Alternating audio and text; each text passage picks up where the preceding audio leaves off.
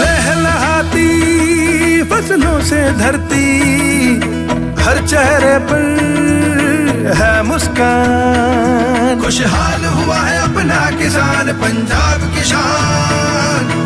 पंजाब सरकार किसानों की बेहतरी के लिए प्रतिबद्ध है। खाद, बीज और बिजली की आपूर्ति से लेकर फसलों का उचित मूल्य सुनिश्चित करने तक हर जरूरी कदम उठाए जा रहे हैं ताकि किसानों को अधिक लाभ मिले।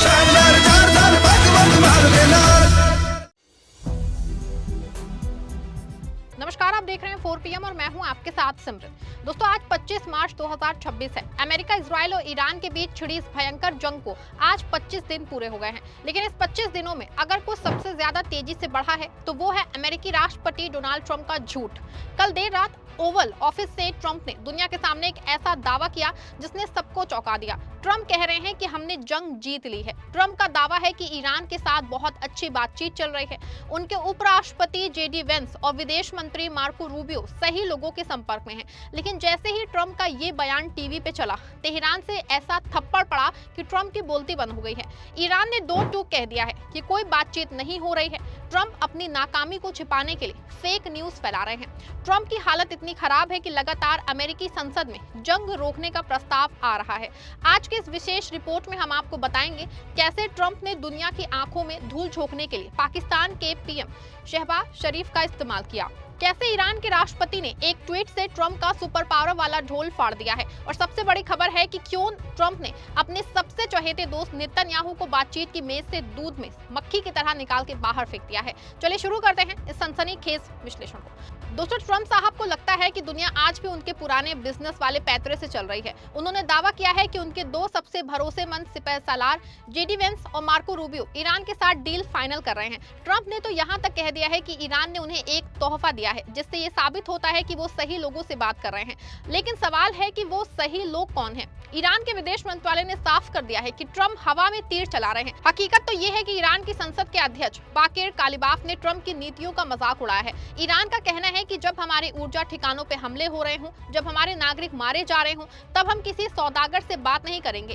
ट्रंप असल में ग्लोबल मार्केट को शांत करने के लिए ये झूठ बोल रहे हैं ताकि तेल की कीमतें 100 से नीचे गिर सके। लेकिन ईरान ने उनके इस मार्केट मैनिपुलेशन की पोल खोल दी है। जी हाँ, आपको बता दूं कि एक तरफ ट्रंप ने मीडिया से कहा है कि बातचीत चल रही है, दूसरी ओर कुछ ही देर में जो है ईरान की सेना ने ट्रंप के उस दावे को खारिज कर दिया है। ईरानी सेना के प्रवक्ता इब्राहिम जोल्फखरी ने कहा है कि अमेरिका की बात सही नहीं है और कोई बातचीत नहीं हो रही है। उन्होंने तंज कसते हुए कहा कि अपनी असफलता को समझौता मत कहिए।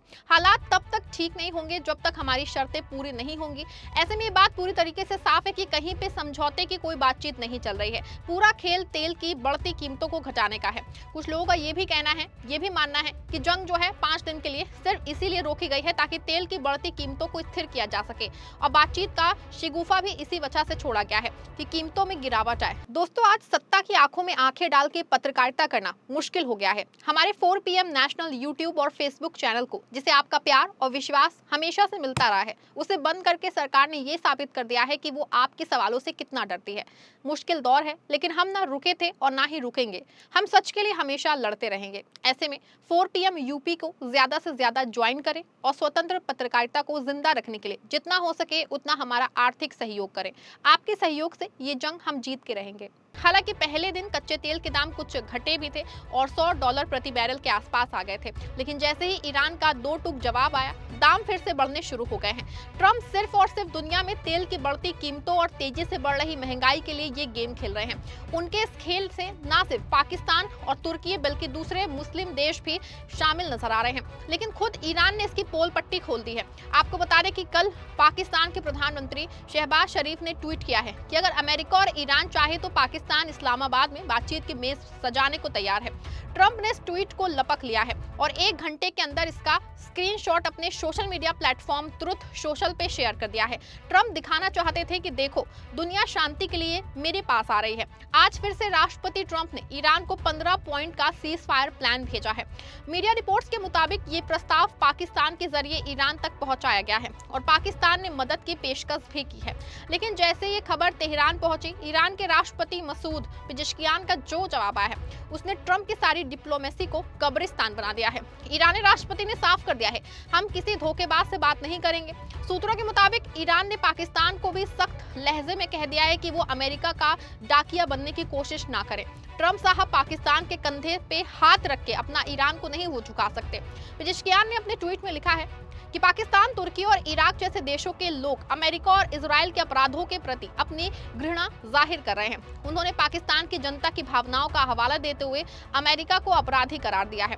दोस्तों, ट्रंप के शांति नाटक की पोल यहाँ से भी खुलती है कि एक तरफ वो दुनिया को झूठी तसल्ली दे रहे हैं, बातचीत चल रही है, लेकिन मिडिल ईस्ट के 1 दर्जन से ज्यादा देशों की हालत खराब है और तेल गैस को लेके हाहाकार मचा है। दूसरी तरफ पेंटागन ने फारस की खाड़ी में मौत का सामान भेज दिया है।